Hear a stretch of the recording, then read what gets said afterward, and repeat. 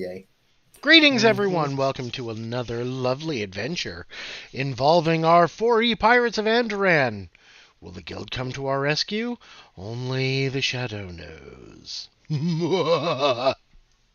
Honestly, you guys aren't even really Pirates of Andoran anymore. You're just the Chimera Pirates at this point. Oh, the Chimera Pirates? Yeah. But I understand the reference to only the Shadow knows. That is a reference almost specifically just for me. I got the reference. Do we have the rights to that? I have no idea what you're talking about. The Shadow was an old radio show from back in like the 40s. About a superhero who had psychic hypnosis powers, and he would use them to turn invisible by just telepathically screaming, "You can't see me!" to everybody in the area until they forgot he was there. So he's basically John Cena. Yeah. All right. I guess when R-Truth says he was a fan of John Cena, that's what he's talking about. Amandi, would you like to do the honors of the recap? Sure. Yeah, what the fuck's going on? Luckily, I keep my notes in Discord and not in Fantasy Grounds, so yeah, I can do that. Mom always keeps that motherfucking thing on her. Let's see. So last time, we set out for what would be a week-long trip to Ashk and found ourselves in a magical mist. A galleon emerged from said mist with flying the colors of the pirate lord Valken the Pale, a lich captain, which was a really cool concept.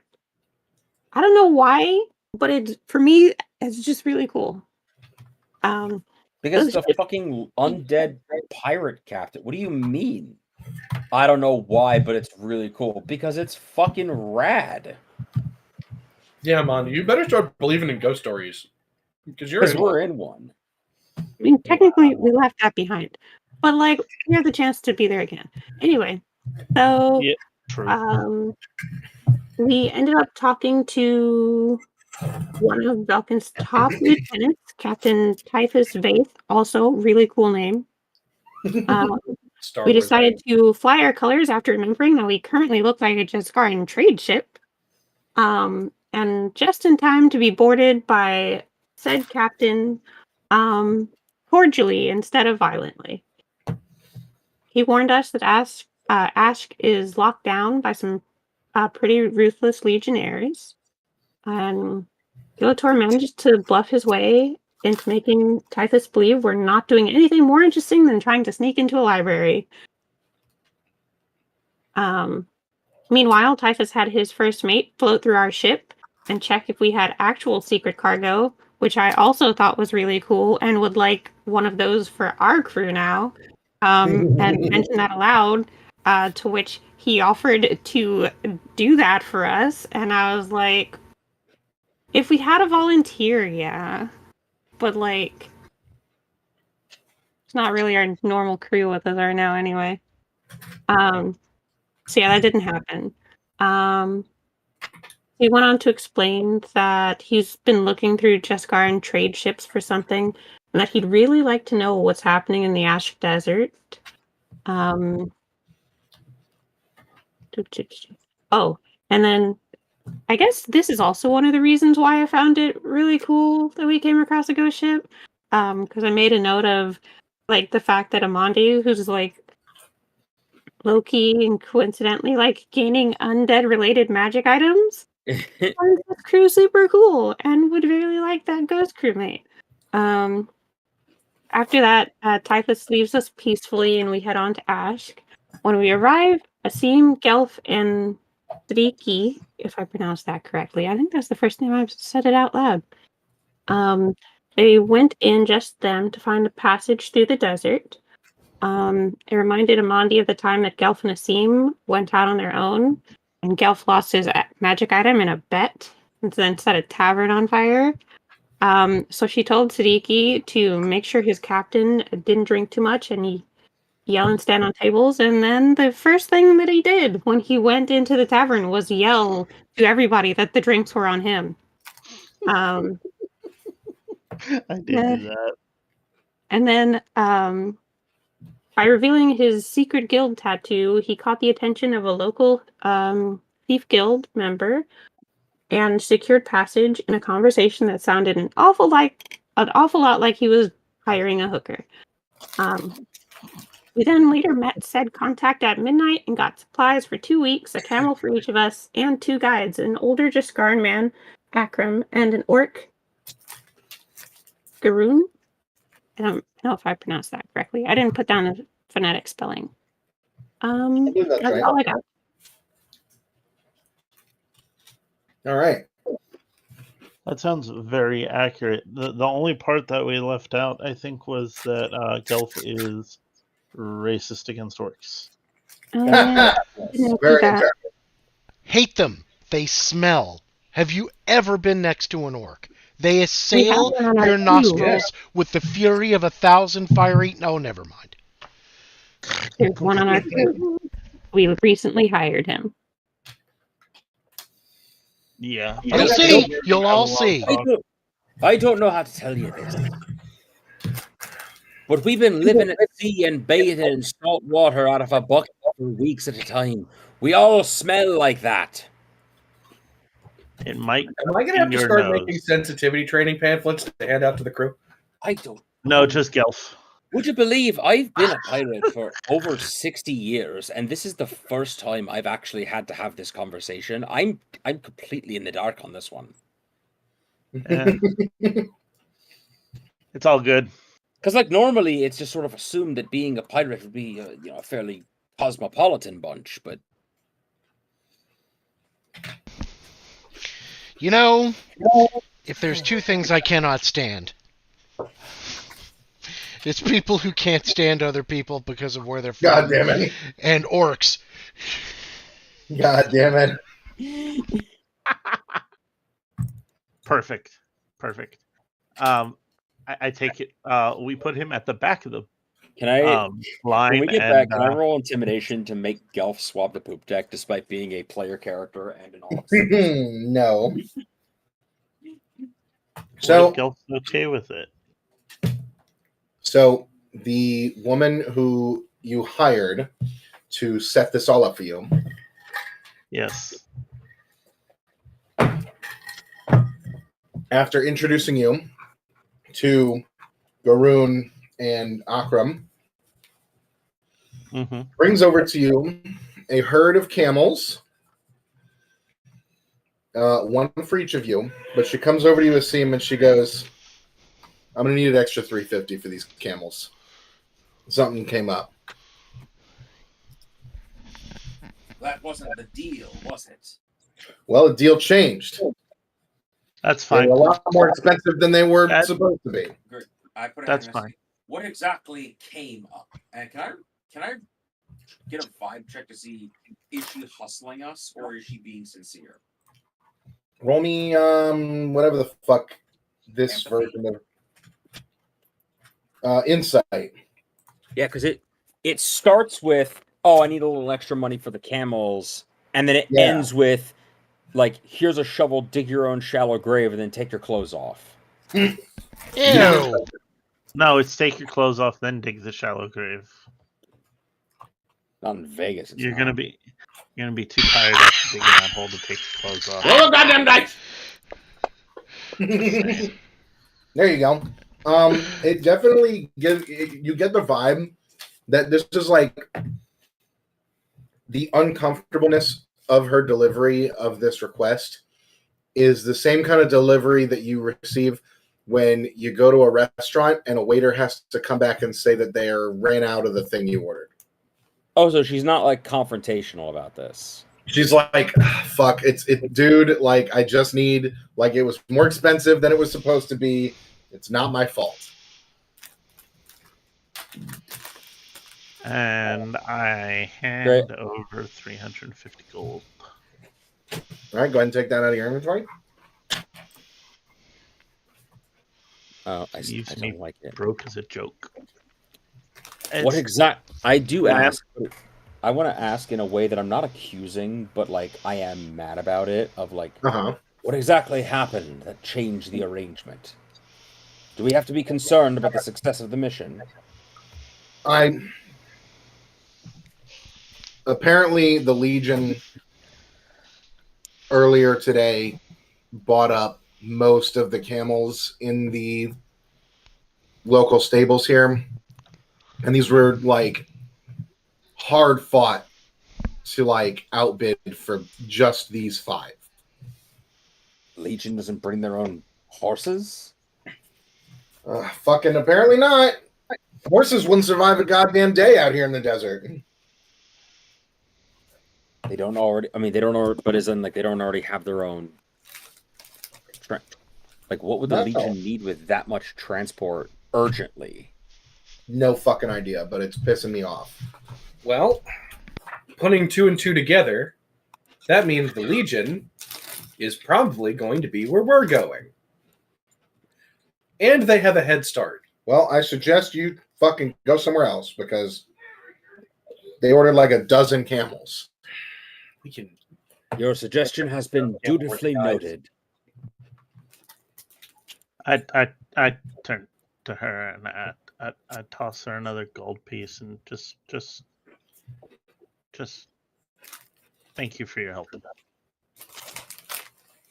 She gives you a little like 2-finger salute and heads back into the city through the sneaky way that she got you here. All right, onward and upward. Everybody know how to ride these things? No. And they smell. Not a day in me life. I'm sure I'll figure it out. Oh, if you could all figure it out. Be fine as long as it's not afraid of me. You'll be fine. Just promise you won't eat it, and you'll be fine. Amandi, roll me an intimidation check. Yeah. Is this like golf where the lower the score is actually better? Depends on what you want out of this interaction. Camels can be like really mean. It's trepidatious. Like it looks at you as you go to like get in the saddle, and it like you could tell like it kind of sidesteps as you approach it, but it's holding its ground. It's chill. I'm going to assume human form to get up on my camel. Yeah, that's fine. Wait, Amandi, if you eat one of these camels, do you think you can get its like desert survivability? No, but you'll be able to spit better. Increase water storage? Amandi, don't you Make her have to up. eat it in battle in order to do that? Yeah, it has to put up a good fight for it to be worth anything. You think camels aren't going to put up a good fight? I mean, it might. I don't know. I've never fought one before. I'm pretty sure she would snap its little neck. But it's on That the being outside. said, what were the names of our 2 traveling peoples? I've blanked. Akram and Garoon. Garoon, lead the way. Alrighty. He whips the reins of the camels, and they take off into the desert. He goes, it's always better to travel in the desert by night. Too hot during the day. Yeah. I mean, it's possible, but you get further when you go at night. It's bone-chillingly cold. I'm on in a full set of fur. I don't know. It's kind of nice. Amandi's okay. Land's okay. Everybody else is like probably, I would assume, did not prepare like heavy cloth to like or cloaks to wrap yourselves in because you're going into the desert. Asim would probably know that this is what to expect. Asim probably would, yeah. Gelf wouldn't have a goddamn clue. So yeah, it's really cold. Was it not included in the supplies that we got? So as like sun sets and the wind picks up and cuts through your bones, Garoon, My bones. Akram is taking the lead, and Garoon kind of rides up to the side of the 3 of you who don't have much protection, or the 2 of you rather. I think it's just Gelf and Gillator. He rides up beside both of you and pulls out of on the pack, on like his side saddle, there's 2 like rolls of cloth strapped to it, and he unstraps them and hands one to each of you, and he says, "Here for the wind. Oh, thank You're you. gonna need it." Thank you. Because until now I've been freezing and miserable. And before that, miserable. Exactly. What did you say? I said, and before that, just miserable. Yeah, now you're just miserable after getting in the cloak. And Yeah, this is Garum who gave him the blanket. yeah, Garoon. Karun the orc. Yeah, I guess. Like I said, he's just miserable. Just miserable. You be nice to him. Well, you can legit call me a miserable old fart because my character's like 1,000 years old. I don't think elves live that long in Ven setting. no, not that long. They live long, but He's lived long enough to forget how long it's been. Yeah. He just makes an assumption.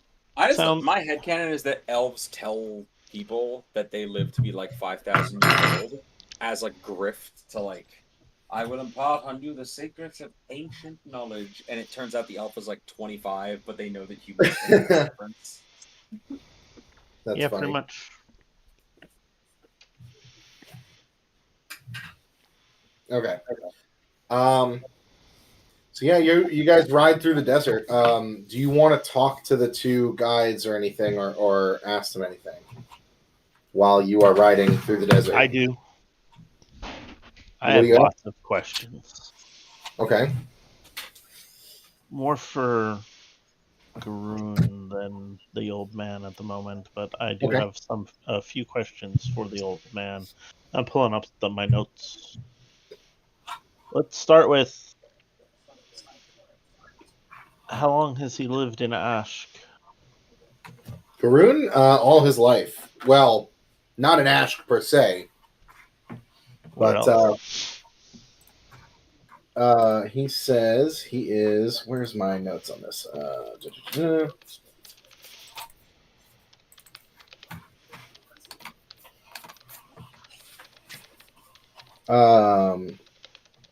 He's a Zashuni, which is as the nomadic wanderers of the outskirts of the Jin Waste, which is the big desert, the interior of the desert.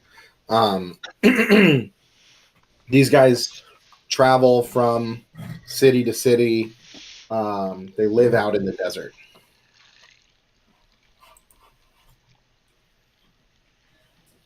Have you ever been to Al-Akair? Alakir? Oh yeah. It's sort of in the middle of the desert, basically between all of the major cities that we travel to. So we pass through Alakir at least every 6 months. What can you tell me of the Silver Scarab? Silver Scarab. Let's see what he knows. I think scarabs are usually black, like most beetles, but Yes. The one I'm looking for is silver. He's never heard of this. Is this an object or like A place? A place. Well, it doesn't ring any bells to me. Fair enough. I usually keep away from the more dangerous parts of the city. Have you ever heard of Siona and Gabriel? Who? They used to be in Al-Khair. Who are these 2 people? They're my parents. Oh, did you make names for them? Because I already had names for them because you never gave That them was to the names you gave me. me. Was it? I wrote Oh. them down. Siona, Gabriel. It's what I wrote down from the encounter. Gadiel and Siona, yeah.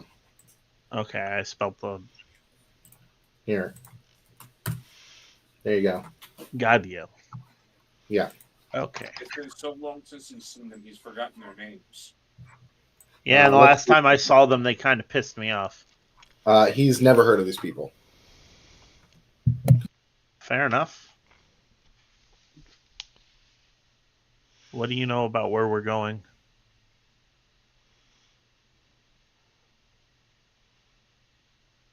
Pretty sure I heard a mic slap there.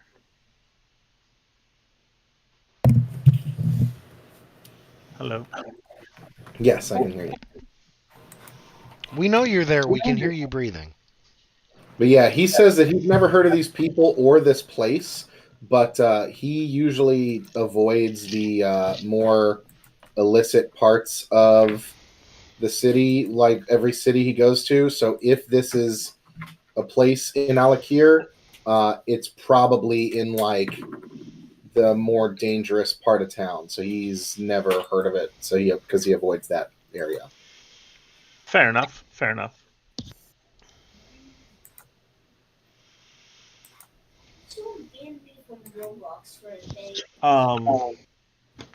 With that being said, the location that we're heading to now, what can you tell me about it in numbers of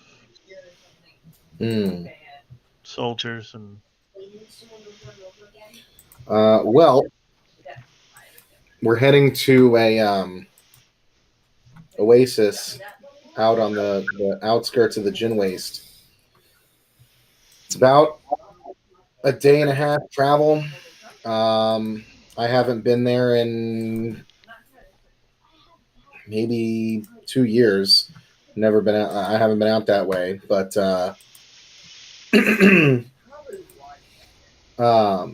been out west until recently. But the oasis is protected by a desert spirit.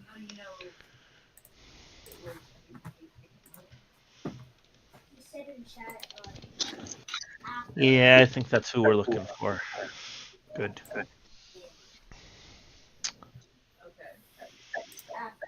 How long have you known the old man?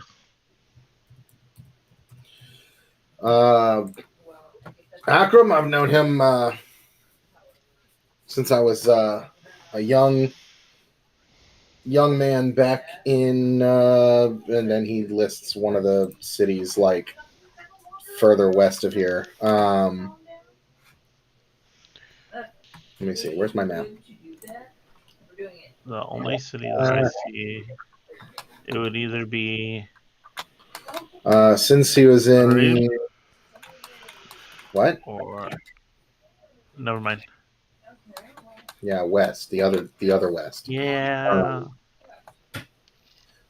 Yes, he said since he's been a kid and he basically describes how the Volgari that he was the Volg that he was like belonged to and the Zashuni group that Akram belonged to kind of like had a lot of communication, traded back and forth, met up a lot of the time. So when he was like a young guy, like a lot younger, joined up with the human nomadic group and has been traveling with them ever since. Recently, they were like held for processing in Terrassus about 4 months ago, and him and Akram are the only two that he describes that the two of them were out in the city, like trading for like basically sent on a supply run, while the rest of the caravan was impounded. So they managed to escape. They were impounded specifically by the Legion. Where are they being held? Well, they're not, your people? they're not imprisoned or anything. They're just the caravan was taken away, and that's basically their livelihood. So they've been stuck in Terrassus for the last 4 months, I assume, unless they've left. In which case, I'll probably meet up with them at some point. But we're trying to earn some extra money until we can get back to them. Fair.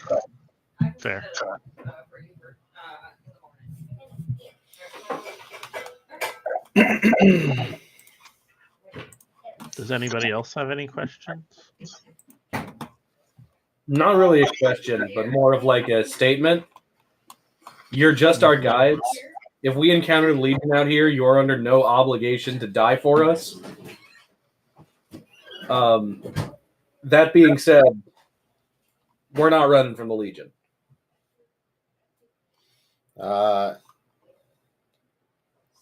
Garoon says to you, if you would like to fall on their swords that badly, then that is your decision. I can assure you that we were already aware of this.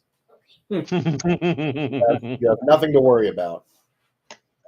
I'm tempted to have some questions for the other guy, but I have a Lan kind of gets a feeling that maybe this isn't the last time we'll be seeing him, and perhaps it's best if we don't force the omnipotent voice of God to give him a personality in case maybe down the road he wants to act a little bit differently for some unknown reason.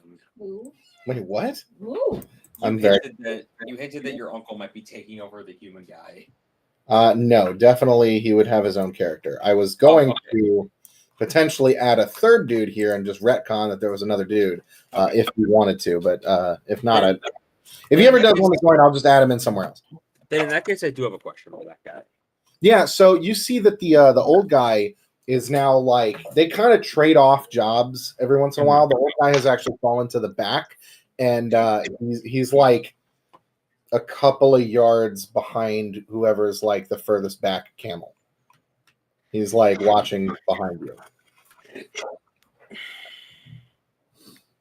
So yeah, you kind of slow down and meet up with him, and he's sitting back there, and every once in a while he's like peering over his shoulder, and then he looks back to the group. So, about how far do you suppose we are from the gin waste?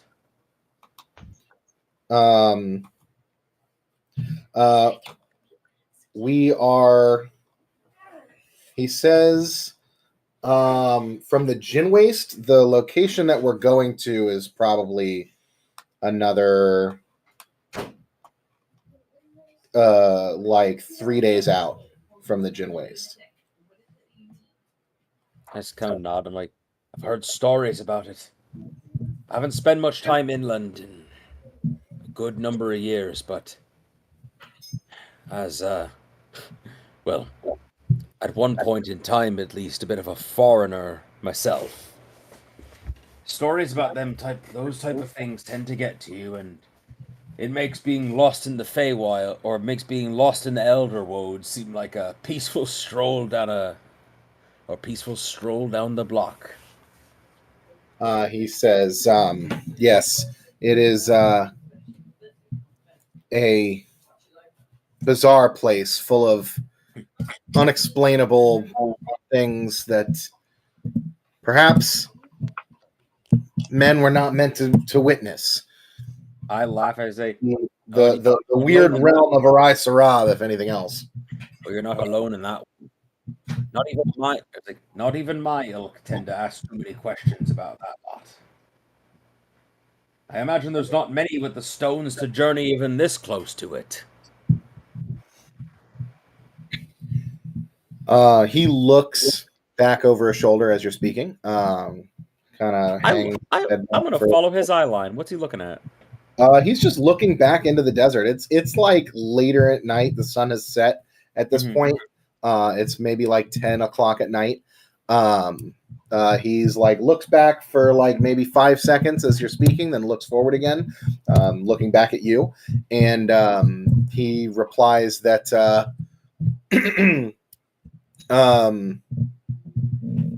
shoot, what was he going to say?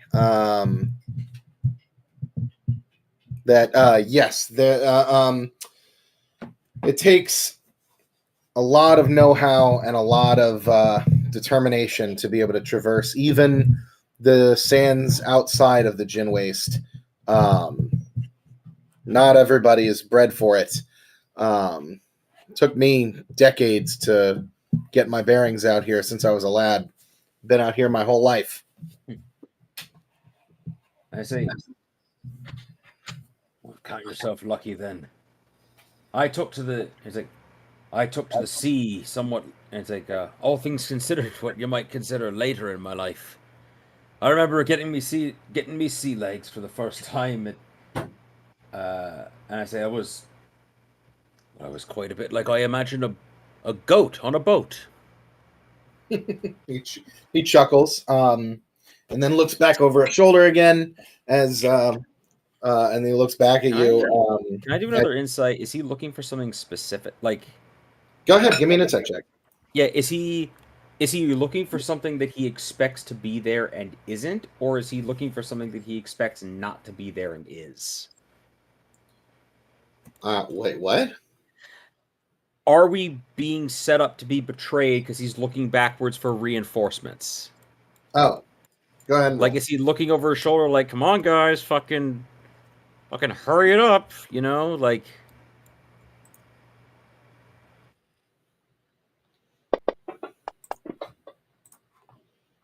Nope, that wasn't what I asked. That was a heal check. Not the same. Yeah, he's just, like, he looks back. He looks very nonplussed about, like, looking over his shoulder. He doesn't look nervous or anything. It looks like he's just, like, keeping watch. Mm.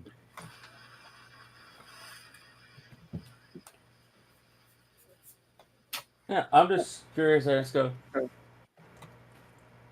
Even for a native of these parts, there surely must be less mortality tempting ways to make your coin. What persuades a man to this occupation? Well, it's not really so much an occupation as a way of life. But then I figured that you probably already knew that, being how similar your occupation is. For us, you'd be surprised at. I think in my line of work, I say there are two kinds of people you meet on the high seas. Some people, and I say that regardless, everyone you'll meet out there is there because, or say at least the ones who have been there for any length of time. They're there because they can't imagine being anywhere else. Or they're there because they can't go anywhere else. And for some people, it's because they can't imagine where else they would go. For some, and then for the rest, it's because they've already tried everything else.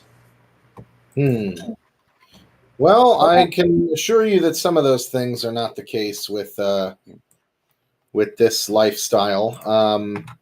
People don't just come out in the desert to make a living because they have no other option. It's more like you're born into it. It's a way of life for most of us. Yeah, no, I kind of want to talk to him about how, like, the being a sailor is different in the sense that, like, no one's born onto a boat. Yeah, that is correct. He acknowledges that. Mm-hmm. And if you are, like, even if you're born onto a boat because, like, your parents were in it, that's a whole other can of worms. But yeah, either way, I'm sufficiently plied that, like, basically Lan was looking for, is this guy, like, a desperate scallywag who would sell us out if given the chance? I'm sufficiently convinced, in and out of character, that, like, this guy is standing on what he says. Like, he seems like a solid dude. Yeah. I do want to offer him a swig from the everlasting rum bottle. Oh yeah, he appreciates it. And I want to tell him that, like, this is good stuff. aye, that's sailor rum. Don't know how much. It's like, I don't know what you drink out here in the desert, but that'll put some barnacles on your chest, or that'll put some barnacles on your buttocks. Should offer it to the rest of the caravan. Calm the nerves. Well, we don't want to run out. Right? Uh-huh. I'll wave it off for him to pass it back. Just like feel free to pass it around. Just make sure by the time we make camp, it makes its way back into my hand. Sure. He goes up and hands it off to his friend. The guy takes a swig. He goes and offers it to Gelf. You go, and this old, decrepit-looking Jaskaran man rides up to you in the saddle, Gelf, and goes, "Here you are to calm your nerves."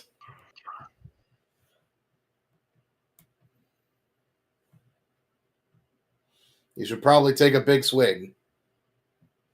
Or turn on your microphone if you're muted. He said that he's off talking to the mechanic. Oh, that's right. You know, let's pretend that I said that about Gilator instead. Gilator, he hands it to you, and he goes, "To calm the nerves, you should probably take a big swig." Oh, I also am curious if this guy, when I was talking to him, aside from obviously the Legion, is there anything specific out here that he keeps looking over his shoulder for, so I can also keep my head on the swivel?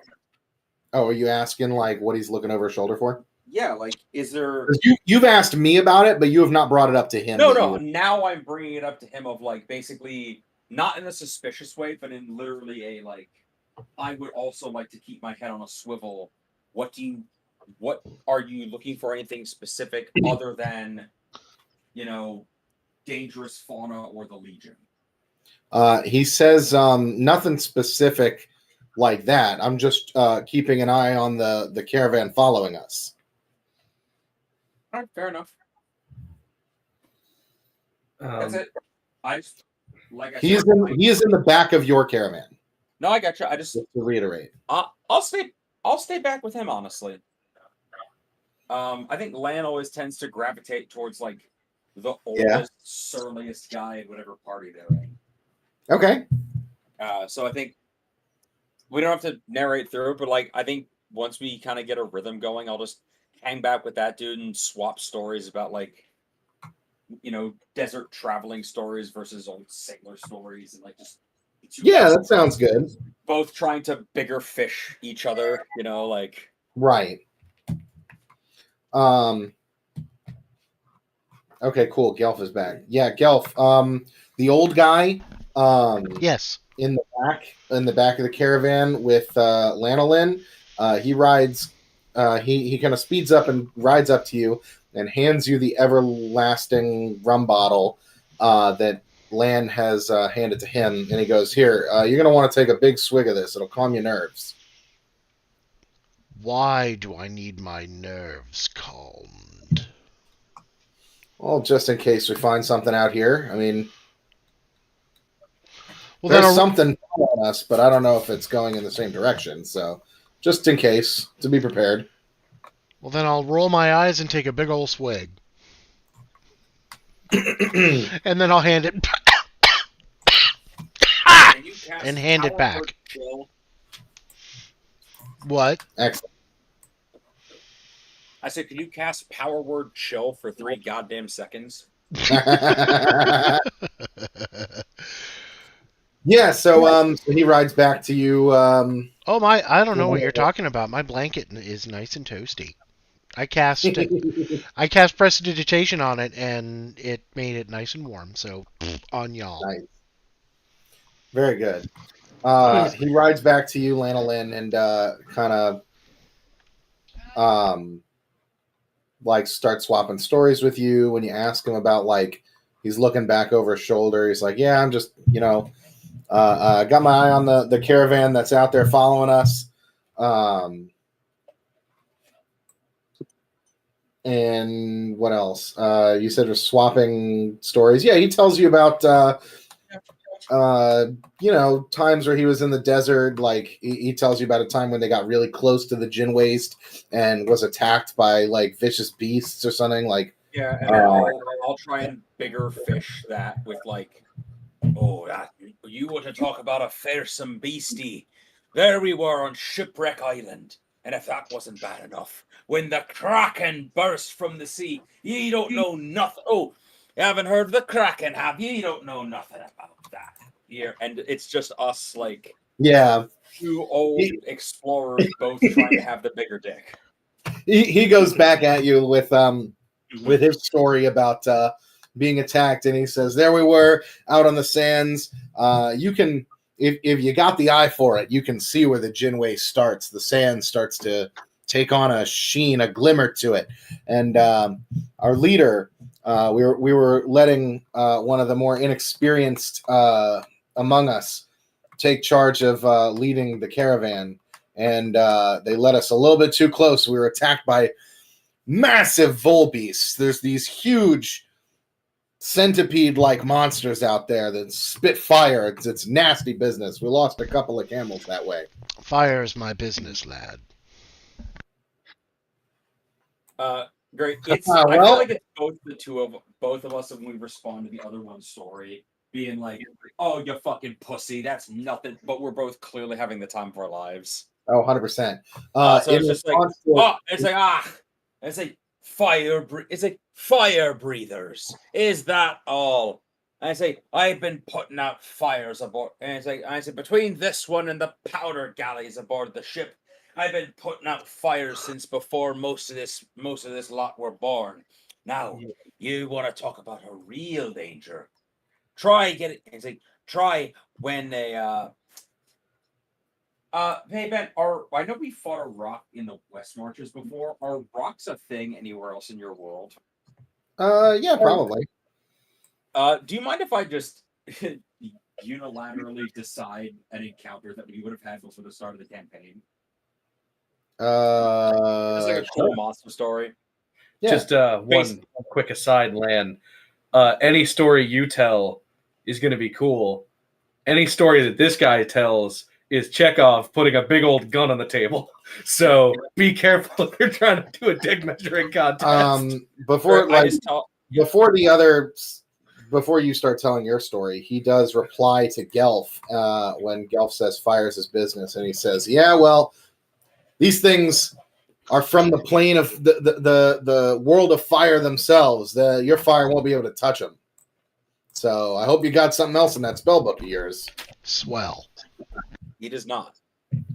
Well, they probably won't show up anyway. Lan doesn't say that, but Lucas. We're not going that far. We're not going that close to the Jinways to really see any of those things. You got to get real close before you start seeing beasts like that. So, but no, I basically told him a story about how we basically when you're out at sea, there's only 2 times you see a seabird out in the open seas.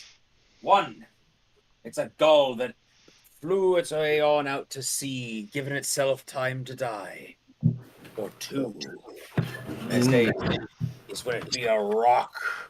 It's a picture of falcon the size of, and it's with a wingspan so large it goes from horizon to horizon. A beak like the great masthead of a war galley. I say claws so big they can rip the sails right from your ship. And that was the least of our problems. You see, we've been caught in a jet stream. And we thought it was all nice and good from there, and then one flap from the feathery bastard, gust nearly tore the canvas. Tore the canvas, full sheets to the wind. Next thing you know, we're blown 3 days off course with no rations. I say, as I'm shaking my head, of like, ended up in the doldrums. As it ended up in the doldrums, we had to row our way back. Oh, you want to talk about a bad time that was. At least you still had your ship with you. You don't want to be out here when the Thunderbirds are on the hunt. Mighty falcons.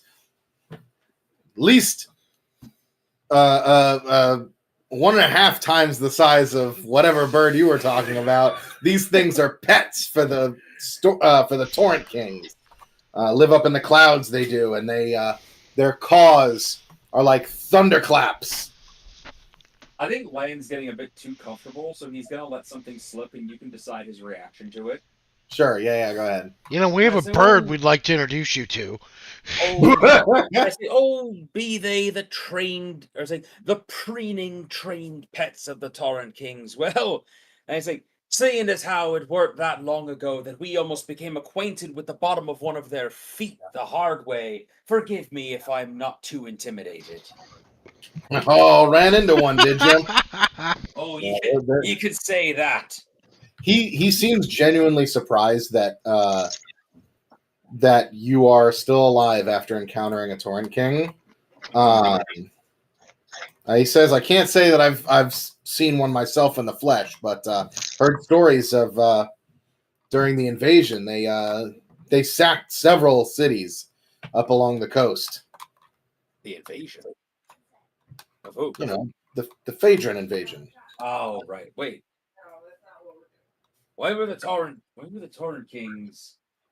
I thought they ruled over Jescana. Why were they attacking cities during a foreign invasion? No one knows. Seems like some of them just up and took sides with Aurelianos of Calia for whatever reason. When you're playing an RPG and you randomly spam the dialogue options, you accidentally find one marked more relevant. Yeah. And this is why you keep the bard.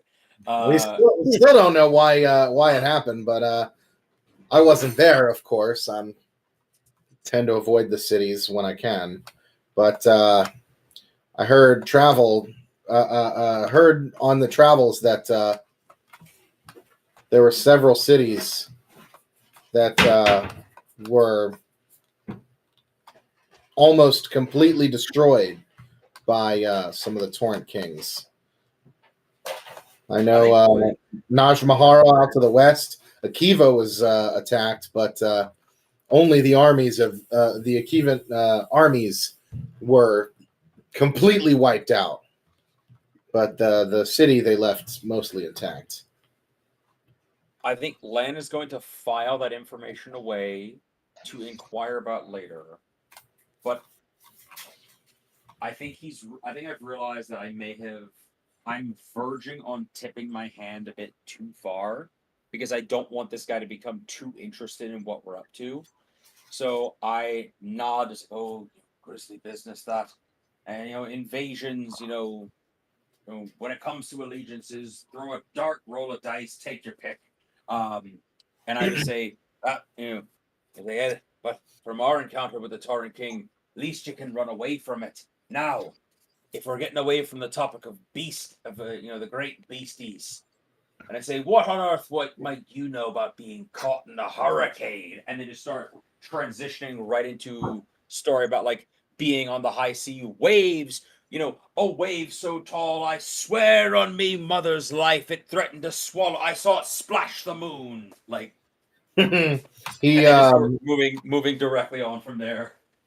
He looks back to you from after looking over his shoulder again, and starts going on a tangent in reply to yours about flash flooding and I thought it was just a sandstorm.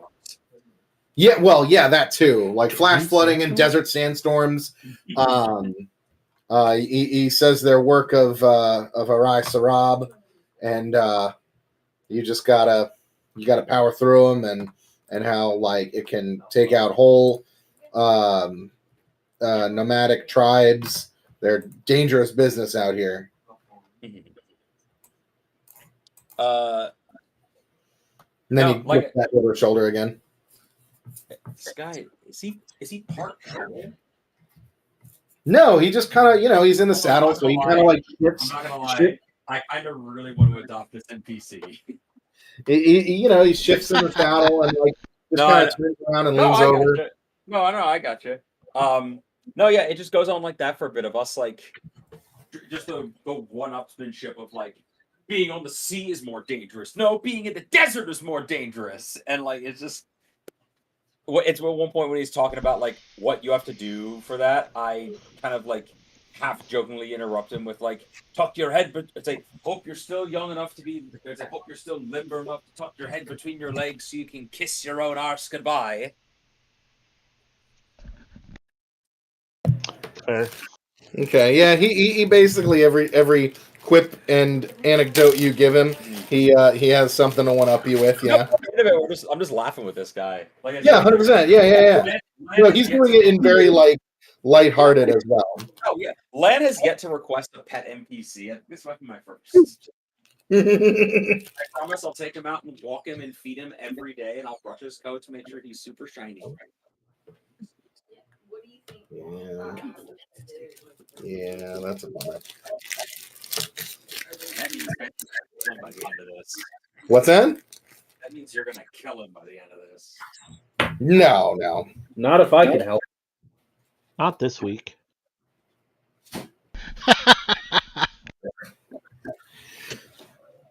Okay. So where are we now? You are about a day's travel into the Jaskaran Desert, south of Ashk. The sun is starting to rise over the horizon to the, I guess it would be the left of you, out to your left. And there's like a big rocky outcropping up ahead that you can see now that the sun has risen. And Garoon points over to it and says, let's make camp over up there. I know this area. There's a safe outcrop that we can make camp on. Sounds good to me. Sounds like a plan. Where are we on the map at this point?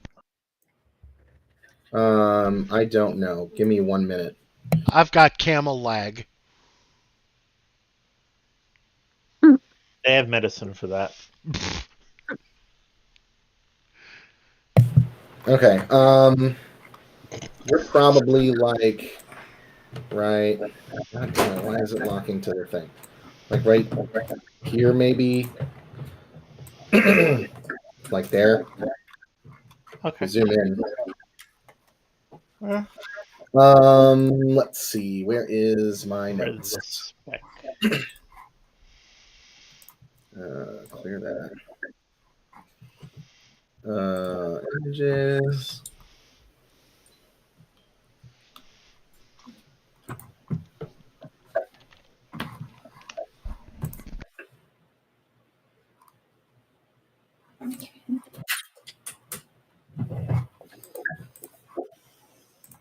Okay. So yeah, you guys get up to like this rocky outcropping. It's basically like the Pride Rock almost looking like it's a slope up to Nice. like a very pointed cliff. At the base of this cliff, you see several small pyramid-shaped stones that embedded in the ground, like surrounding it. And then up on top is one that's like double the size of all the other ones. And there's like scribbled writing on it, but you can't make out what it says. It looks ancient. You said there's writing on the walls up ahead? There's writing on these little pyramids.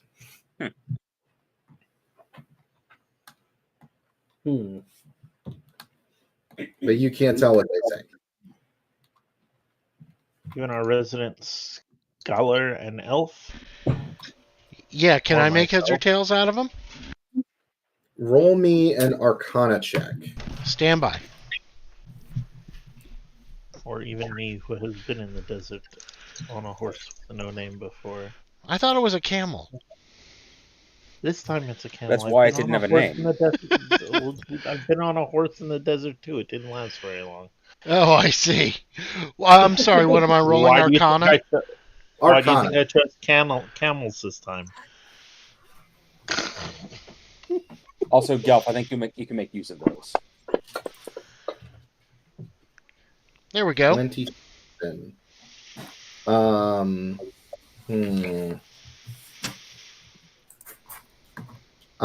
This is not a language you have ever encountered before. Whew. Son of a bitch. Sorry, gang. This looks and it's not even like magical glyphs or anything.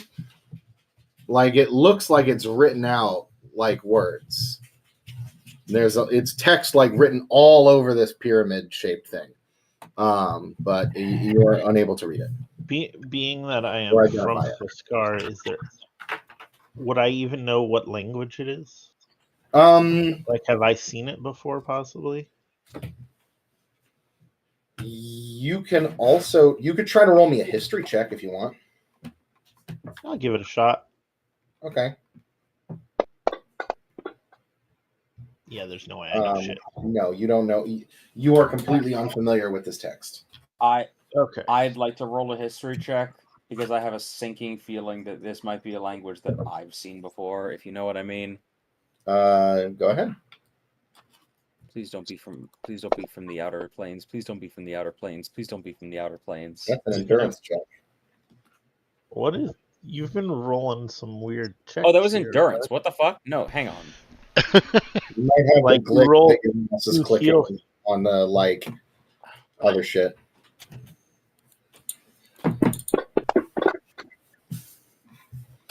What the Why fuck? is endurance twice? Click on the thing. I am. Hold on, wait. Endurance is up there. What the fuck? That's so far away from history. No, dude, Roll I'm telling you. intimidate. Roll intimidate and see if it does your history check. Look at that, it did it. What the fuck? Your mouse is clicking slightly above where you're actually clicking. Okay. I also can't. I'm trying to close my character sheet and reopen it. I can't. Yeah, you might just need to restart Fantasy Grounds. I'm gonna do that, but yeah, I got a 24. What? You've never seen any writing like this before. I've never been so happy to fail a skill check. When I tell you that I have never been so goddamn happy to not recognize a language. Fair point. Out of curiosity, Ben, Yes. if I use my do I get the feeling that if I burn my nat 20 for the day on Bardic Lore, is this a thing that I could know, or is it just flat out beyond my? I wouldn't even know where to start. If you get a nat 20, you would be able to identify what the writing, like what the origin of the writing is. Yes. Bardic Lore, I'm burning it. This is ancient Icaraxian. God, I couldn't identify that. No, I couldn't identify it with it. Damn. Not at a So 24. it is exceedingly rare to find authentic ancient Icaraxian writing.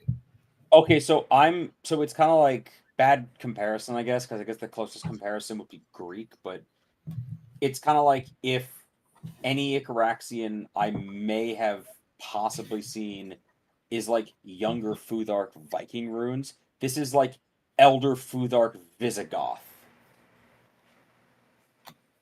Sure. Like it's that original recipe shit. This is like cave painting, but if cave painting was an actual language. Damn. Maybe not that far back. You know what I mean.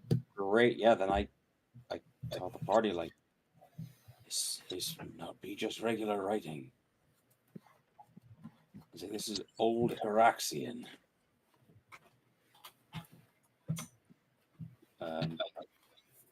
Yeah, this is what just can you describe these pyramids again?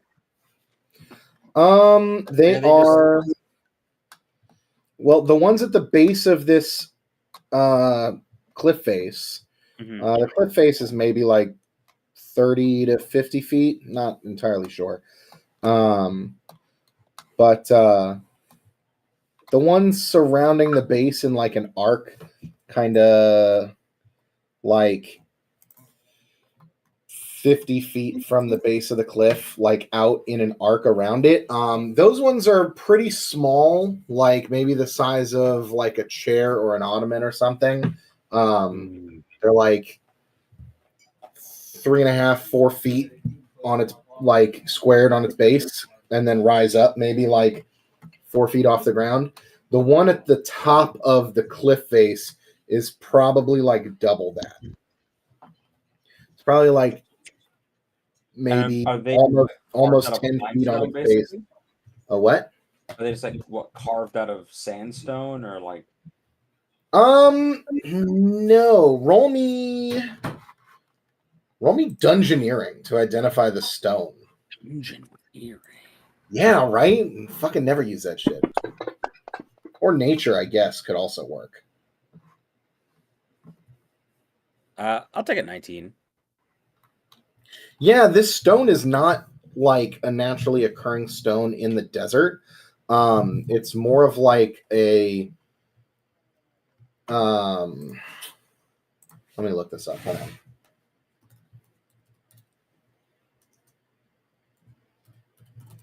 Is it like Is this the marble? kind of thing?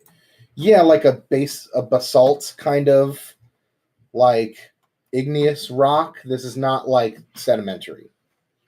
Is it a rock that would be common in Phaedros? Like where No. there are volcanoes? Maybe, yeah. Strange. These things look ancient. Like they don't look like they were moved No. here recently at all. Get you. There's no shot in hell that I can translate any part of this, right? No. It is functionally impossible for this group to do that. I would like to, just in case, take a rubbing of the,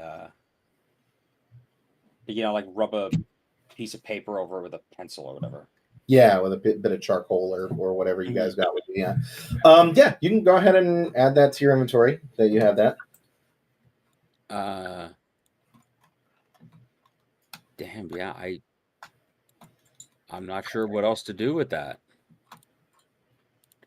I have a silly question. Yeah. So his ability to tell that it's ancient Icaraxian, does that mean that he could essentially read it even though he can't understand it? Like, he would have Wait, the what? syllable right if he were to try to say it out loud? Wait, what? I don't understand. He's asking, can I read it phonetically even if I don't know what it means? Yes. No. Okay. This is like, You I wouldn't even know how to... You recognize the shapes of the words. It's like if you in real life were looking at like Russian or Greek alphabet or some shit Or like that. Egyptian hieroglyphs. Right. I wouldn't even know how to make my mouth make that shape. Amandi does. Well, you don't even know. Yeah, you don't even know that. Like, I don't know what mouse shape that fucking bird is on the hieroglyphs. Right. It's literally like looking at Egyptian hieroglyphs. It's literally like you, Luke, looking at Egyptian hieroglyphs would probably be able to identify that they are Egyptian, but you have no fucking idea what it says. I know one way to find out. Yeah, what's that? First of all, I want to ask our companions about these pyramids. And I just want to ask, like, basically, are these just like, do they have any context for like, oh, these have just been here? These are like make out point where Jaskaran teenagers go after the sock hop to, like, do they have any context for what these things are? I mean, kinda. Don't like that's kind of the vibe. Interesting. Don't love that there's a battle map up. At the same time, though, I would like to spend the 25 gold pieces to do the ritual for object reading. Okay. Because that's never backfired on me and wound up showing me horrible, horrible visions beyond my comprehension. Yeah, go ahead and cast it. How long does it take to do that again? An hour. Okay, yeah, that's fine. As everybody else is setting up camp, you do that. Yeah. Lands used to live in rough, so what do you call it? The thing they have in like the military where it's like poncho tent that you can basically just lie down in, sleeping bag. I'm good. Yeah. Like, I haven't laid down on a soft surface in 50 years. I'm not going to start today. This sand is the most lumbar support that Lan has had in a good long while. But yeah. So, fuck yeah, I'm gonna roll Arcana. Could have sworn there was an option for me to make the grid like less prominent, like more opaque, but I guess I can't find it right now. Okay. How many visions does that get you? That grants me 2 images. 2 images. Okay. You gain the first image is like a large caravan, like basically camped out around this thing, like up the sides of the cliff, like camped out in and amongst these stones. For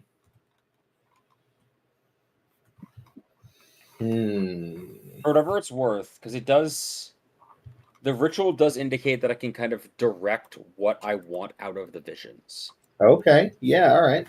I am looking for something far enough back that I can get an indication of why this thing is here, or possibly like any context for why would somebody build a series of pyramids out of a foreign stone in the middle of goddamn nowhere. Like, is this guarding something? Is it commemorating something? Is it a, are they a mechanism of some sort? That's the direction that I'm trying to aim.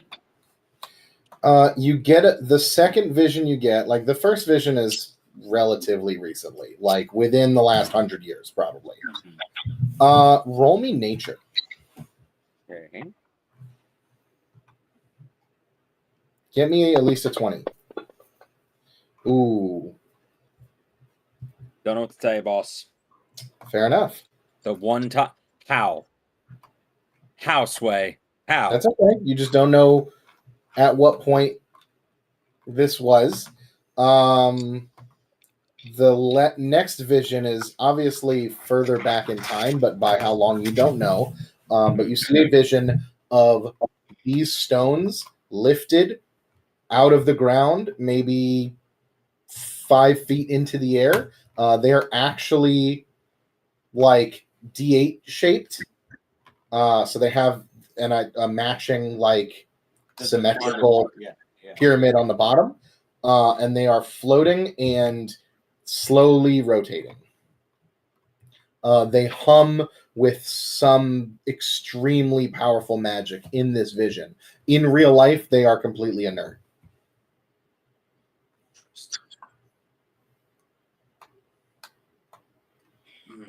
You don't know how long ago this vision was, but I will say the landscape looks slightly different. Like, how different, you're not able to tell. Right, of course. Wow. So these are a mechanism of some kind.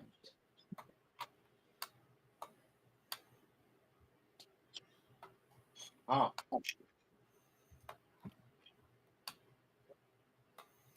Shit. I feel like I'm on the edge of something.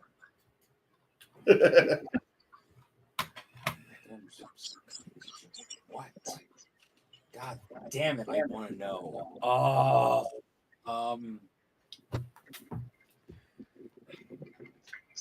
Can I do an Arcana check to try and identify what purpose they may have been serving? Yes. Can I get advantage from Gelf, perhaps? No, because he's not viewing the vision. Fair enough.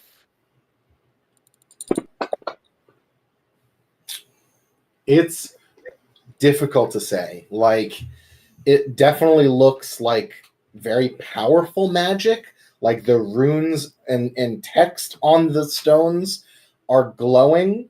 Right. With like an ominous, bright purplish kind of glow. But like all powerful magic is bright purplish. I know that. Yeah. Right. No, that's Wizard 101. No, we don't have the rights to that. But yeah, but Penguin. what? Well, penguin. Oh, But yeah, you are unable to tell like what school, what discipline of magic these things are producing or amplifying or whatever they're doing. You're not really able to tell.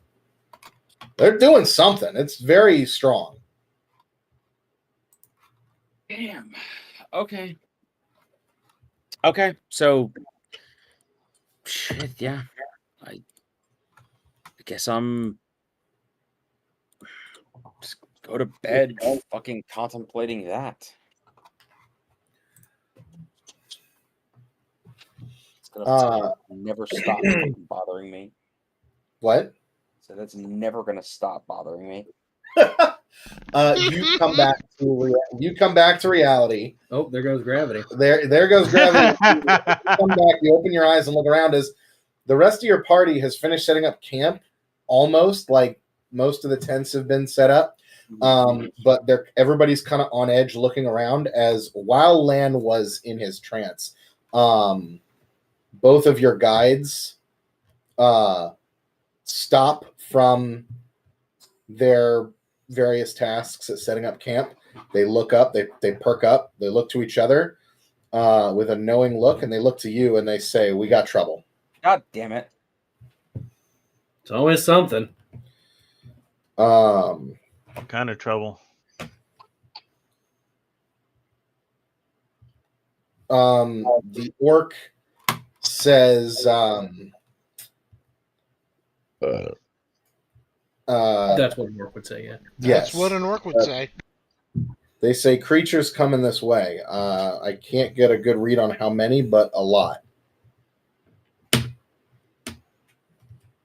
I hope they're tasty. Mhm. So does Amandi. Always. They're coming from the south, which north and south on this map is proper. Reversed. Nope. Oh no. It is Okay. North and south. Okay. Can I see if I see something out there? Roll me a perception check and you can move your token to wherever you want to start. There. Okay. Everybody can move their tokens wherever they want to be. Put Yeah, this way. thank you. If they're coming from the south, that's kind of where I want to be. Okay. All right. I need everyone else to move so I can choose where to pop my aura. Real quick. Where's the sun at this point? The sun is that way. Okay. Then to be in the shade, I would be over here. Okay. That is at the base of the cliff, like this. I know. It doesn't make sense to me to be on the top of the cliff. When the shade is down here, considering where the sun is. Well, there's also a cliff towards the back of this thing that will provide some shade. Here in the desert, there's not a lot of shade you're going to be able to get. Even with this tall cliff, like, it's not going to provide shade for too long. Everything heats up to the point where, like, just the radiating heat from the sand itself is enough to make it so where shade is irrelevant. I think Amandi's shade for like a weird darkness ability. Maybe. I mean, whatever you want to do, that's fine. I'll just hang out here. She's using Savannah survival skills in a desert, okay? Fair enough. It's close, but not exactly the same.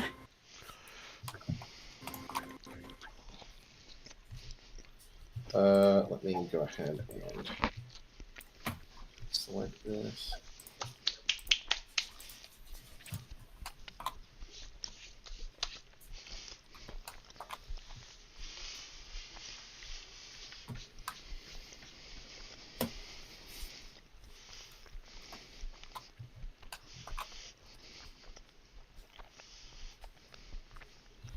Okay.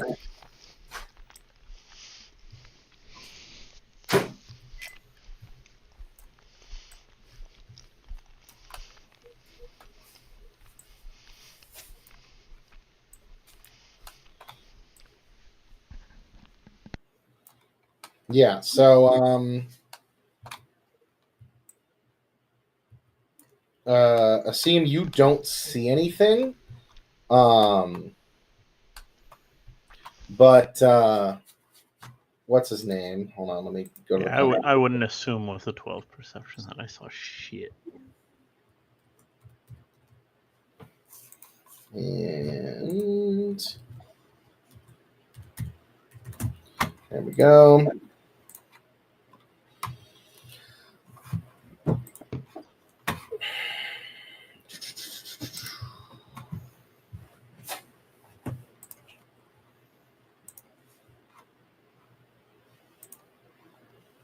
Where is...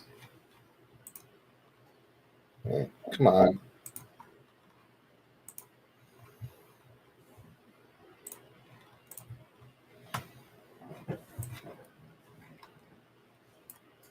There's that, and there is that. There we go. I fixed the NPC tokens. There we go. So yeah, they kind of draw their weapons. Akram has two shamshirs. Garoon has a big axe. And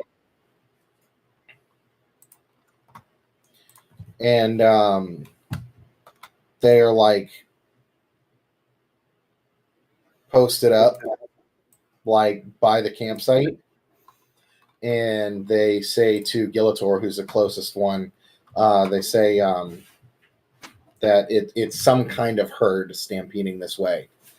Herd of what? Don't know. There's a lot of things that can crawl underground in the desert here, so be on your guard as you start to feel like vibrations in the sand below your feet. As you see, Al-Kaib. not quite.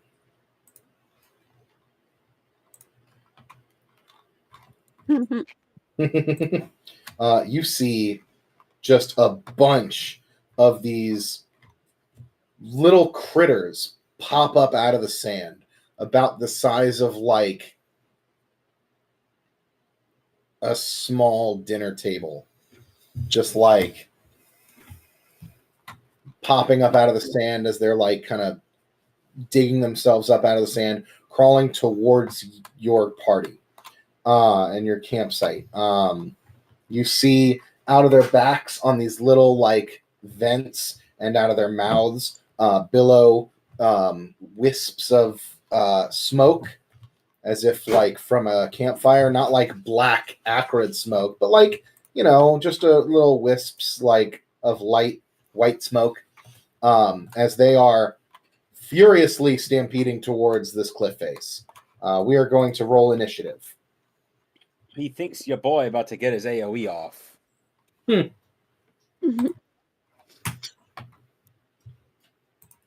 Asim, you won initiative, so what do you want to do?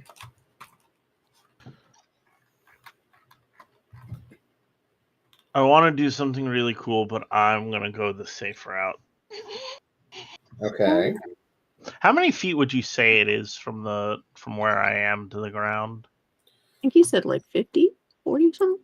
30 or 50, I don't know. We'll say 30 feet. The cliff face is 30 feet up. Is there a way to slide down to Mondi without breaking my neck? I don't want to climb. I just want to just kind of... It's very vertical, but it is possible. You can try to roll me an acrobatics check. Okay. Hey guys, this could be the end of Asim. No, you would not die. Get me a 20. Yeah, easy. Well, I have a plus 12 to acrobatics. So this cliff face is now no longer anything to me. Yeah. Well, it's not difficult terrain or anything. You can move through it as if it was normal terrain. Okay. So how much slide do I have again? Or movement? I believe 6. 6. All right. So 1, 2, 3, 4. And I land right. I actually land right here. Hey, Mondi. Okay. Hi. Can't let you have all the fun. Of course not.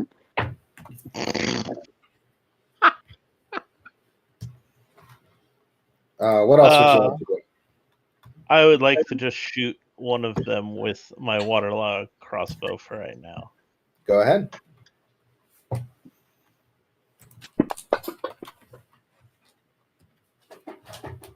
Okay. Roll me some damage.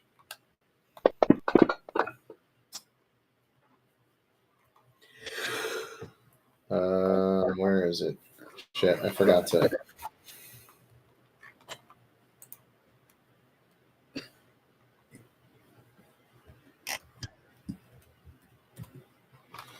Whoops. Ooh, Gelf and I did poorly on initiative. Very. I did pretty good, actually.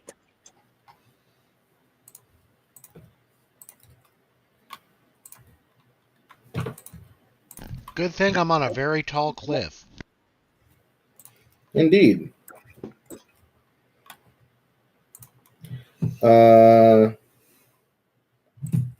Yeah, so you kill him. Nice.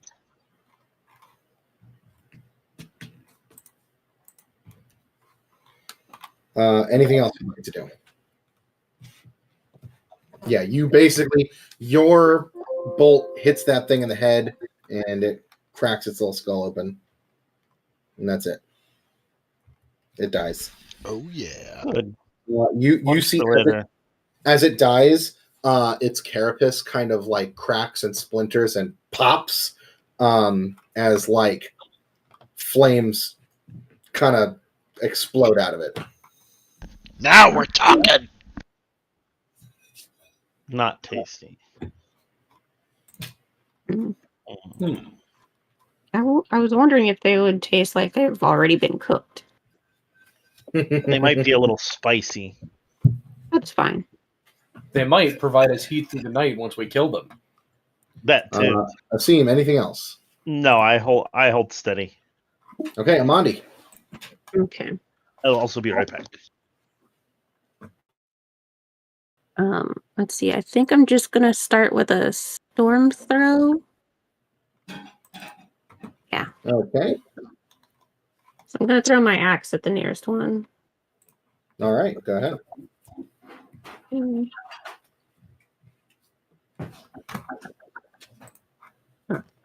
It's so weird not having all my little windows open. I have the screenshot to the side, but it's still weird not having it like actually open. Okay, so that's a 22. Yeah. Yep, that gets him.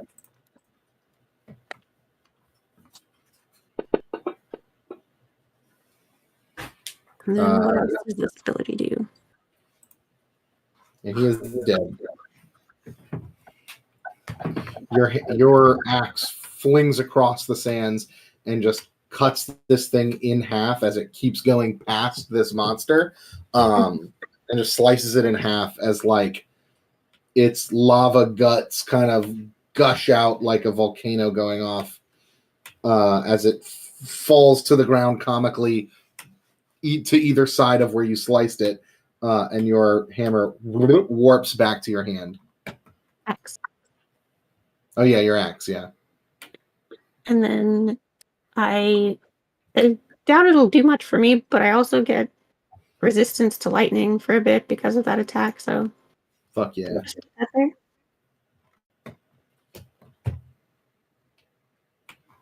Anything else? Oh, that was a standard. No, I think my other attacks are mostly based off of tagging my enemies. And I'm not gonna go closer to them, so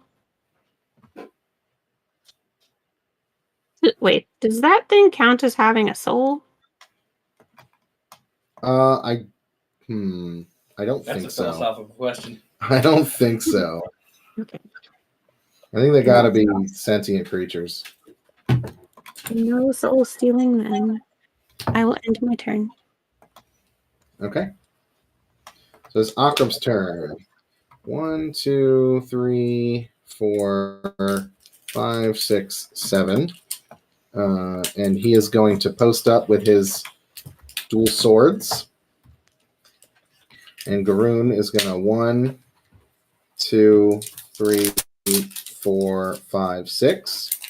He hops down off the base of the cliff.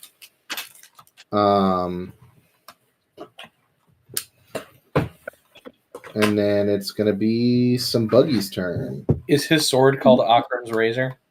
He has two swords. It fucking better be. He has two swords. One. Wait, why are you not clicked on? Speed of 6.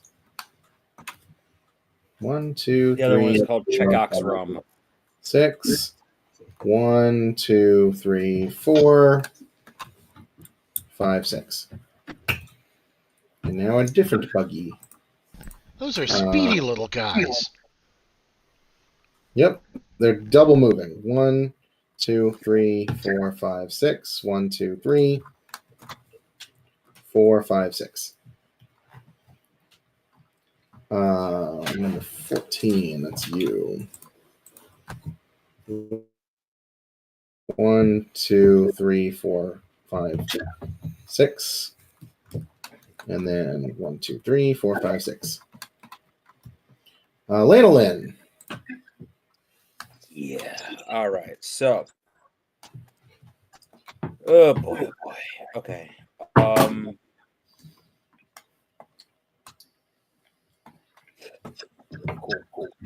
Cool.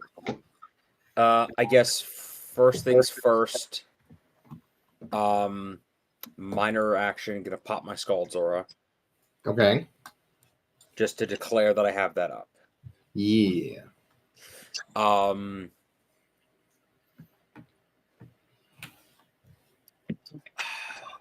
go ahead and make some distance here. Staggering Note. On which one? We're gonna go on numero. Let's go 18. The closest one. Okay, go for it.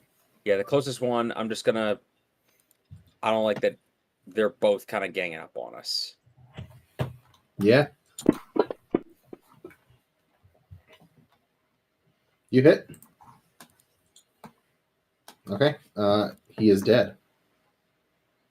Your staggering note pushes him this way and then off that cliff, and he hits the ground and explodes and splatters the cliff face with boiling juices. Nice.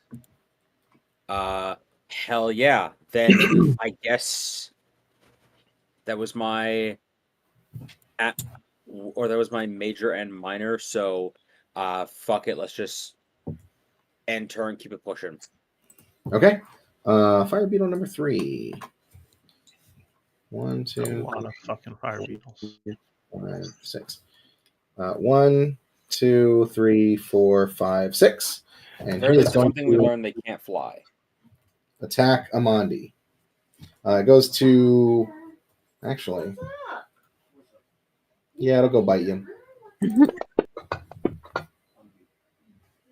It misses. Yeah. Next one, number 16. 1, 2, 3, 4, 5, 6. 1, 2, 3, 4, 5, 6. Number 15. 1, 2, 3, 4, 5, 6, 7, 8, 9, 10, 11, 12. That one. 1, 2, 3, 4, 5, 6. It is going to. What is this? Close blast 3 creatures in the blast. Close blast is in front of it. Yeah, so it'll only hit the 2 of you.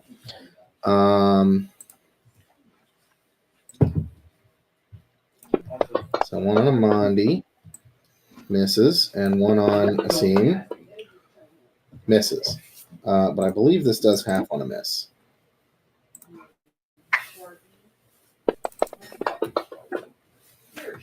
Okay. Half value to Amandi.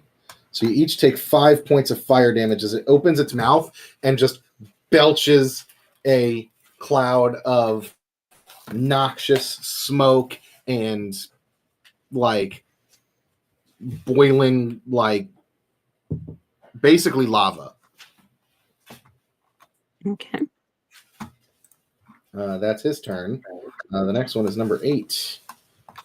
1, 2, 3, 4, 5, 6. Yeah, he can't reach you guys. So 1, 2, 3, 4, 5, 6. 1, 2, 3, 4, 5, 6. Number 2. Let's see.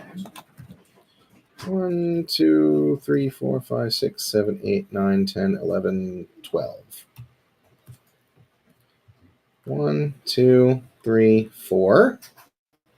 And it is also going to belch fire at you. Oh boy, that's not good. It's fine. That's going to be right there. Fire spray. And that misses both of you. So it is going to do half damage, which is 4 points of fire damage to both of you. Mm-hmm. You've been slightly toasted. Gillator, what are you doing? I am gonna move 1, 2, 3, kind of slide down here 4 squares.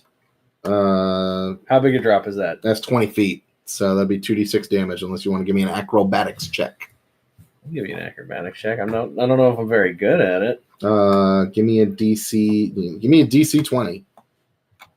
I'm gonna take some damage, guys. Where's my acrobatics? You know what? I will. It is a DC 10 for each D6 that you would take. So if you beat a 10, you take 1d6. If you beat a 20, you take nothing. Nice. Okay, so you're going to take a d6 of damage. I'll take it. So you take 5 falling damage. So we'll go ahead and put 5 wounds up on the board here. There you go. What do you want to do? Well, basically all I can do is hit this guy. You can hit this guy. I'm going to hit him with the old... How many? People who have hit them before, have they just died in one hit? Yes. And then they exploded and would likely cause damage to you for being next to it.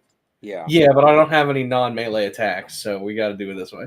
Oh, that's a shame. Because if you hit one of them in the back, they might explode and cause a Try domino picking effect. one up and throwing it like a grenade. That's what I plan to do next. That's my plan. It's an idea. Can I throw one at another one? Would that work? You'd have to give me you'd have to grapple it, and then next turn you can throw it, I guess, right? That is as effective as hitting one now and then hitting one later, so I'm just going to hit one now. Okay, fair enough. The true strike gambit, yeah. I'm going to do the old... I probably don't have a lot of fortitude. The old Bear in mind that if you throw one and it explodes, damage from it might take out several. So you might be investing. Yeah, roll damage. You hit.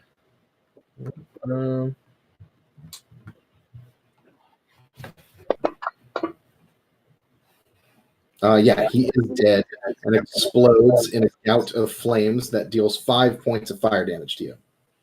No, there's another d6 of falling damage. As it explodes in fire. Right. These things might be immune to fire damage. Yeah, you do notice that the fire gets on like the other beetle that's behind it too. Yeah. But it's just on his back, and it doesn't look like it's doing anything to it. Shit! I'm used to having a carapace. I forgot that pain on my skin happens. Is there anything else you'd like to do? Yeah, I draw some butter. Surge. We're gonna long rest right now, right? Or is this gonna be part of the same adventure, so it's a short rest? Oh, that's a good question. Because we're camping for the night.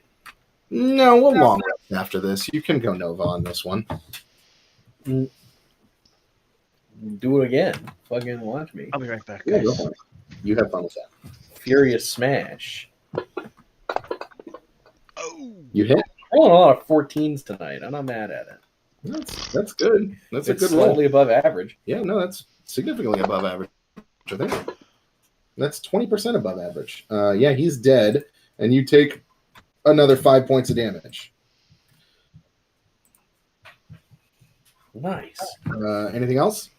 I'll provide a visual of me sliding down the side of this canyon or rock or whatever it is. And just Kind of a canyon, yeah. now that I Cliff actually face. have two hands to like normally I have one hand and then a big crab claw. But this is a two-handed sword that I've just been using in one hand. So now I have a second hand and I'm just kind of like actually using a sword the way it's supposed to instead of just for intimidation factor. All right. So I actually look like I know what I'm doing now. Nice. So you done? Yeah. All right. Fire beetle number 5. 1, 2, 3, 4, 5, 6. 1, 2, 3, 4, 5, 6. It reaches Akram. And then one in the back. 1, 2, 3, 4, 5, 6. So which direction is he going to go? Probably the other way. 1, 2, 3, 4, 5, 6. 1, 2, 3, 4, 5, 6. And this guy. 1, 2, 3, 4, 5, 6. And he is going to bite a seam.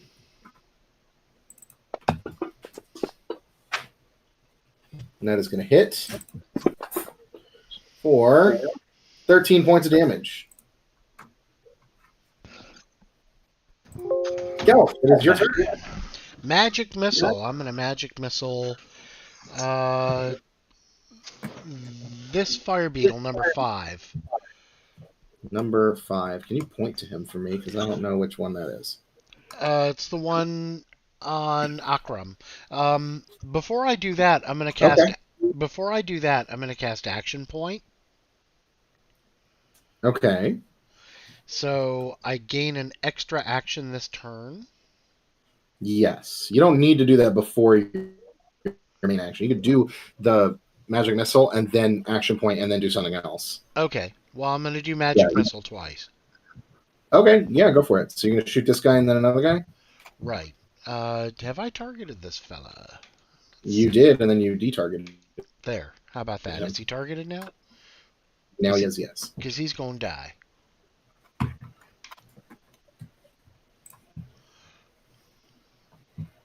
Yeah, go ahead and... Nice. Yep, he is dead. And Akram takes 5 points of fire damage. Sorry, Akram, then it who was else? necessary. And now Yep. I'm targeting fire beetle number 17 Okay, go ahead. with magic missile. And he explodes into a gout of flames. And does it take fire beetle 16 with him or No. do him any damage whatsoever? No, you see the flames kind of explode out from this thing and just splatter across the back of the other fire beetle behind it, but it doesn't look like it's done any damage to its carapace. So none of my fire spells are going to work against these fuckers. No, but you were worried. They warned you about that a little bit earlier. Yes. Did you want to move or anything before the end of the turn? No, I'm in a very advantageous position. As a matter of fact, right. I do want to move a little bit. I want to move to the edge of the cliff. Okay. Fishman. Fire beetle's going to move up to Daniel, or to Giltor here. 1, 2, 3, 4, 5, 6. 1, 2, 3, 4, 5, 6. 6. 1, 2, 3, 4, 5, 6. And then 1, 2, 3, 4, 5. Oh, perfect. Hello? Right in range. And he's got. Okay. And that is going to hit for another 11 points of damage. That's And fine. then Fire Beetle 9 is going to come in right there and grab Amandi. And go to bite Amandi as well. That is a miss. Mhm. And that is the top of the round. Okay. Oh, yeah, it's a hell of a round. As you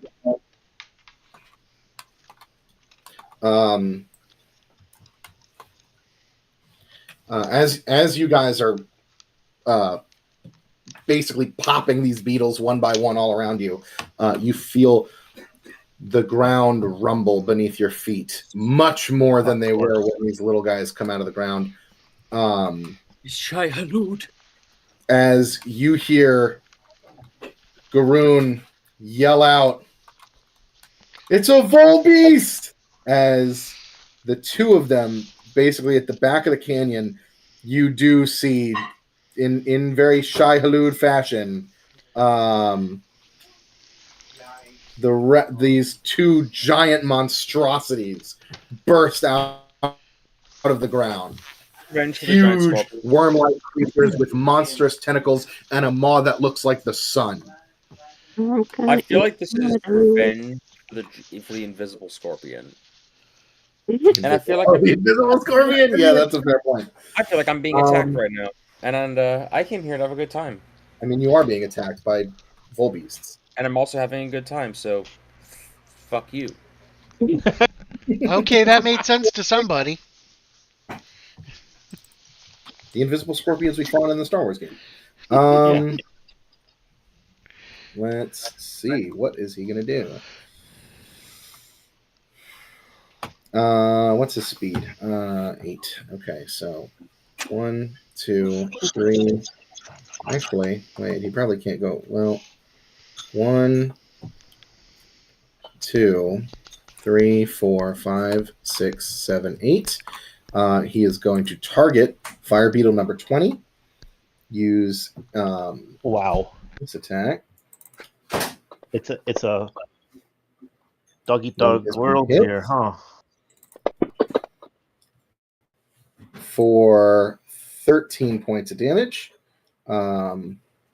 Which technically the Fire Beetle resisted most of the damage. So, like, the grab doesn't kill it, but a fiery lash comes out of the maw of this thing and yanks the Fire Beetle right off the ground into this thing's open jaws as it just fucking grinds the thing up into fucking, like, plasma as it is incinerated inside the maw of this Volbeast. Yeah.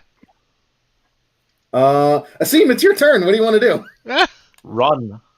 I want to fucking run. Where the fuck's my camel? They're all up on the mountain.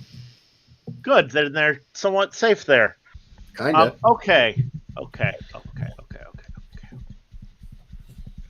Can't wait to see whose box it is. I Who's drawing? really would like to know whose box it is, because if it's Probably Gelf. No, it's absolutely not my box. Oh, it is. so close past. So does the big tentacle thingies have eyes? Not that you could see. So they can't like be blinded. I mean, Trying to figure out whether I hold on to something or whether I let it loose. you know what? Your blinding barrage, I will say, will work on them. It'll basically disrupt their tremor sense. Fuck. Okay. I may want to hold on to that. It'll mess with their equilibrium. Sure. I may want to hold on to that then. Yeah. So, like, we'll say their tremor sense is through their skin. So you throwing like 100 daggers into the side of this thing definitely will like fuck with it for however long it takes for the blindness to. I think it's like a round. So like until it shakes all of your fucking knives free, it like it'll work on it. Okay. So what's the move? That's a good fucking question, because until these two motherfuckers showed up, I was just gonna kill a bunch of little rats. Or crabs. Or They're just beetles. cockroaches, They're not rats. whatever the fuck they are. I was gonna do that.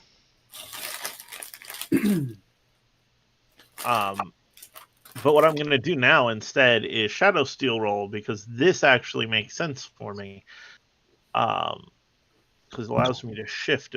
Does this one allow me to shift while eating a light bulb? Before you attack, you shift your speed. Make a stealth check to become hidden. No, that's before. Actually, intimidation. Yeah, it doesn't actually help me here. But maybe this one does. I'm gonna go pee. I'll be right back. Yeah, it's gonna take me a second. Clearly. Oh, because you fucked up what I was gonna do, boy. Our game master has just announced that he is going to pee. He should announce that he's gonna pee.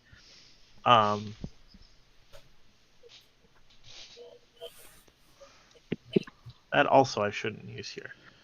Okay. So what we do now is I tuck my head between my legs and kiss my ass goodbye.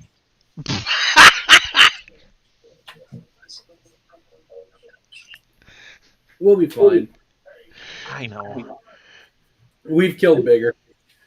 Yeah, like Gilator soloed a giant, like, Leviathan. I know.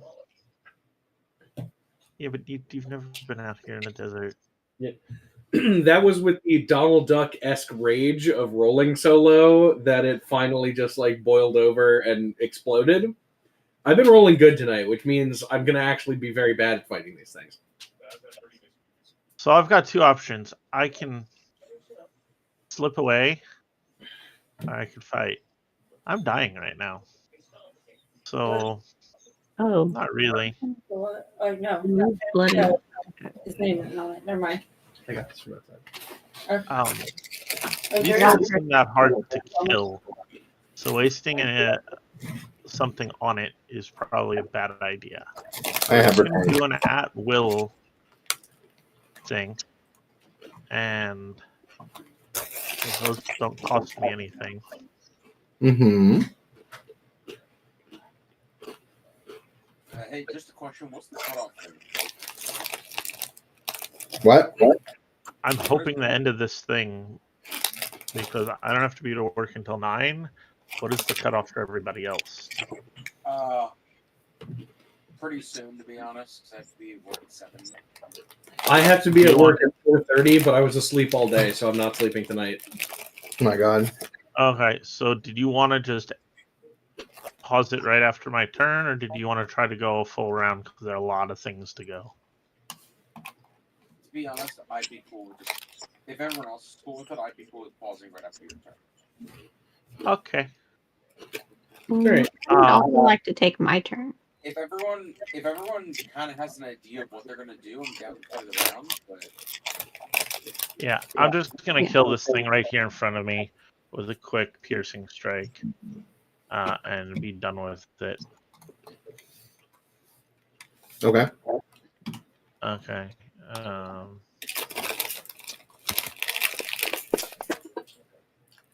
Or not. That hits. And that should kill it. Yep. Which one did you kill? Oh, the diagonal one. Okay. Yeah, and then you take 5 points of damage. Yeah, I figured. I was also hoping to tumble the fuck away from that.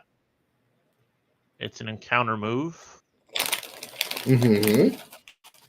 I What just does it don't do? know if that's all it is. An encounter move. Prerequisite. You must have training in acrobatics.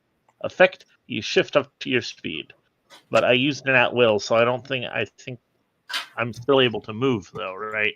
Yeah, this is a move action, so you can shift up to your speed, which means you don't take opportunity attacks. Okay, I can go ahead and check So you that can just off. move. Where would you all like me to move right quick? Wherever you want. I'm going to just hop right up here. Okay. Yeah, within shooting range of the Volbeasts. Sure, we'll go with that.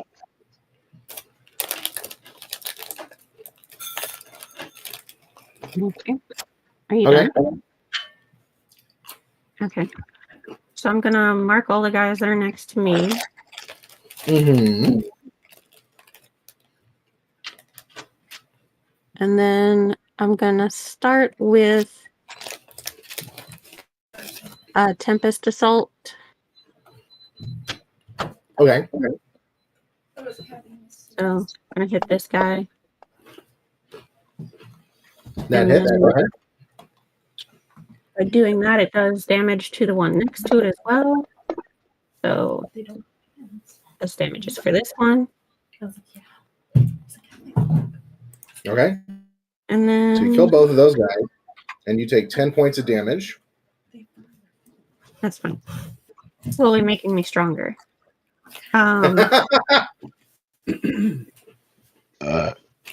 Would you say that it's making you more powerful than we could possibly imagine? I don't know. You guys seen it happen before, so you can probably imagine it. I can imagine. Very good. Quick question. Mm-hmm. Do these guys being within melee of me cause me a disadvantage for attacking things at range? No, but I think it provokes an opportunity attack. Oh. Well, I don't want to do that. But I also want less of these things around me. I think I'm just going to clear that up real quick. I'm going to action point. Okay. Action point. And then I'm going to do Tempest Assault again and hit these other two that are next to me. Okay, go ahead. Glad I moved the fuck out of there. That hits. Yeah, you gave me the ability to do this because I didn't want to do the ones that were next to you. Ooh. And then, so you kill both of them, I believe. Yep. And you take another 10 points of fire damage as those both of them just splatter. So Amandi just takes her axe and just, you see, does it do lightning or thunder? Thunder. As you just hear it, boom, just slice right through here, like all four of these things in a whirlwind of just volcanic splattering all over Amandi as it clips through, and every time it connects with one of these things' shells, you just hear a boom thunderclap as her axe just fucking demolishes all four of these things. Oh, right on. Yeah, that's me. Pleased, but overall unsurprised. Yes. And then after that, it'll and I be... mean that as a compliment. I'm going to do the two NPCs' turns real quick because it's Akram and Garoon's turn next. And after them, it's going to be the Volbeast. So we're going to end it before his turn. Akram is going to come down. What does he do again? I forget. I believe he has a running ability. Boom. You can each attack against a different target. Yes. Okay. So speed +2. So 9. 1, 2, 3, 4. And then he's going to make an attack with his long sword, or with his, his one of his sabers. And that hits. This is technically a charge, so we're going to do...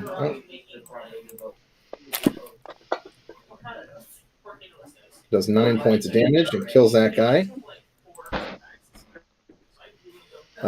And then you can move another... That's 4, 5, 6, and 8, 9. Well, he doesn't quite have the movement to get to the Volbeast, so 7. He's going to attack the other guy. And that hits. Kills that second one. So he takes 10 points of damage, Ah. and then moves an extra 2 spaces over. And now it is Garoon's turn. And I think he just also has a charge attack. Warrior Surge. Usable only while bloodied. Okay. That's pretty cool. Yeah, so he just has his regular Great Axe attack. So he's going to move in and Great Axe one of these bugs. He's going to miss, unfortunately. He goes right for one of them, but it kind of hops out of the way and skitters to the side. As it is now Volbeast's, the other Volbeast's turn, and that is where we are going to end it. All right. No. Will the Volbeast prevail? Will we prevail? Who will prevail on the next exciting adventure of 4E Pirates?